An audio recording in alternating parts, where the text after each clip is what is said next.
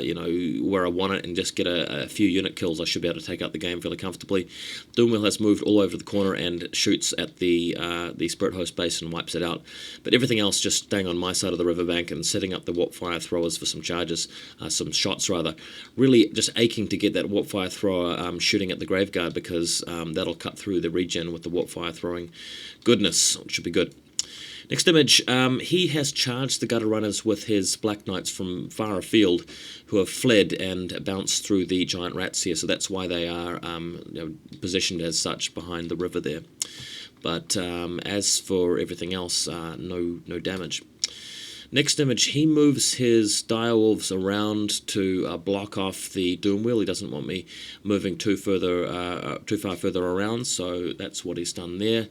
Not too sure what's happening in the background there, but the Vampire Lord just content to hang back and continuing casting Raise Dead, Invocation, Winds of Undeath. Sometimes, I think he did try Summon Undead Horde at one point as well. Next image, the Warpfire Thrower, which is continually battling this last Direwolf, is now in trouble because he's charged by 3 Fellbats, which are easily enough to take him out. So that seals the deal there. In the next image, this unit of slaves, I believe it was, has fled, and they are being chased down by some Fellbats. But unfortunately, I'm out of General's range, so these guys are reduced to Leadership 2. I don't think we'll be seeing these guys again, but it's just 60 points, so not too worried about that. Next photo, the Doomwheel here. Destroys the direwolves. I believe. No, he didn't destroy the direwolves. What he's done is he's just run around it and has fired a couple of shots off at the skeletons back here. But the vampire's just still not opting to go across the river. He's just waiting and waiting and waiting. And there's not much violence going on in this game. I'm terribly sorry to report. Usually my battle reports go better if there are lots of really interesting combats, but so far there haven't been any. Next image, the Gutter Runners have rallied. The Graveguard are fine for now, but are still behind the river, and all my stuff is just repositioning and re-maneuvering. The plan here is to get the giant rats, which are frenzied, death frenzied in fact, into the ghouls, and if I can take that unit out, then I should be head on points. But it's going to be a bit of a hard ask, because ghouls are pretty tough. I do have the Law of Plague up in my level 1 Furnace Rider, and he's got the Poison attack spell, which would be awesome if I can combine that with Death Frenzy, but it's quite hard to get both spells off in the same phase. Next image, speaking of spells, the ugly Dreaded 13th goes off on his Graveguard, killing all but one guy. So on the one hand, very lucky to get the spell off. On the other hand, also very lucky to get a massive roll in the number of guys killed. But it would have been just great if I'd killed the last guy so that he couldn't revive them. But of course, in his next turn, he'll be desperately bringing Graveguard back by the truckload with all of his extra power dice. But that's a shocking blow to his army there. And if I can prevent him from raising them all back, I can try Dreaded 13th him again and kill the rest of them. I did miscast and roll like an 11, meaning that I lose Dreaded 13th and possibly D3 magic levels. But I opted to use my Earthing Rod there very riskily. You normally save that for a very low roll on the table, but it paid off because I rolled an 8 instead, which is much less of a worry with my army. Next image, the Direwolves, which, as I said, I didn't destroy with the Doomwheel, have now gone into conga line mode and are preventing me from charging the flank of the skeletons here with my Doomwheel. So that'll be an interesting one. Next photo, the Vargolf charges into the Clan Rats, which managed to hold him off. He rolls terribly low for his Thunderstorm and everything, and I managed to pick off a wound on him.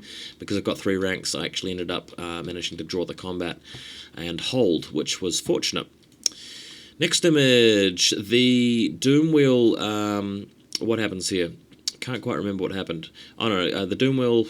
Did it charge the Direwolves? Can't quite remember, but I have crossed the river at this point with all of my Clan Rats and slaves here, hoping that he goes in with the zombies, because this will keep the zombies out of the way of the Plague Furnace, and the plan with the Plague Furnace is to get that across and take out his Graveguard, which he still hasn't managed to summon back, but he's shut down my Dreaded 13th as well with its Dispel Scroll, and the Graveguard have been joined by the other White King.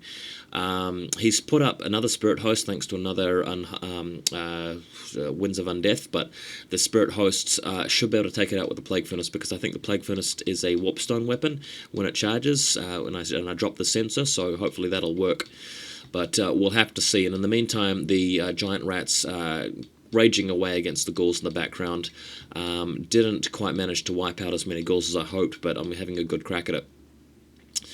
Next image, the battlefield from basically another angle. Still got the bell in the background trying to cast away, and I've got the helper just hanging around the background, just in a position where he can't be killed, because he's not got a lot of options for carnage at this point, and because of my unfortunate deployment situation where he'd rolled a 1 and I had deploy my very large army as a big bulky line, I didn't really have many opportunities to create a gap for him to move through, and maybe with more hindsight I could have worked that out better, but I didn't.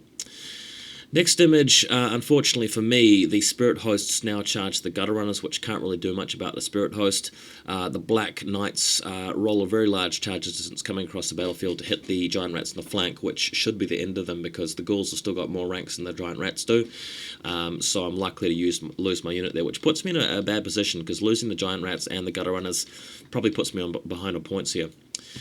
Next image, what happened, just for my recollection here, is the Doom Wheel did indeed charge the Dire Wolves, wiped them all out, and then reformed so he's facing the skeletal unit for a charge there.